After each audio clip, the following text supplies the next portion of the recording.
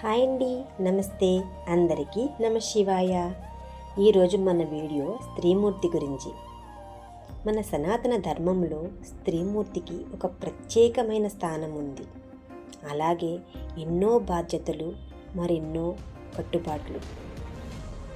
మనము ఈరోజు స్త్రీమూర్తికి స్వేచ్ఛ భారమా లేక బాధ్యత, వరమా శాపమా తెలుసుకుందామా?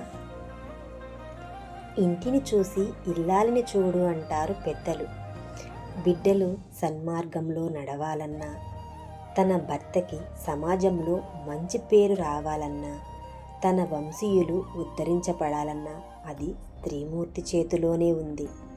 అంతెందుకు, మన సనాతన ధర్మం ఇంత గొప్పగా ఉందంటే ఆ సీతమ్మ తల్లి లాంటి ఎంతోమంది పతివ్రతల ఆశీర్వాదం, వాళ్ళ త్యాగం.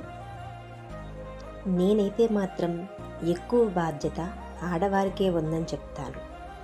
ఇటు ఇంట అటు బయట కూడా ఆడవారికి మించిన చాణక్యం మగవారిలో ఉండదు. ఆ సమర్థత ఒక స్త్రీమూర్తికే ఉంది. ఇటు ఇల్లు చక్కబెట్టుకోగలదు, అటు సమాజం పట్ల, దేశం పట్ల తన బాధ్యతను నిర్వర్తించగలదు. స్త్రీమూర్తులకు అంత సహనం, ఓర్పు, క్షమ, దయ వంటి గుణాలు అధికంగా ఉండబట్టే ప్రకృతిని, భరతమాతను స్త్రీతో పోల్చారు. అందుకే అటువంటి స్త్రీకి స్వేచ్ఛ అవసరమే, కానీ హద్దులు దాటితే అది శాపంగా మారుతుంది.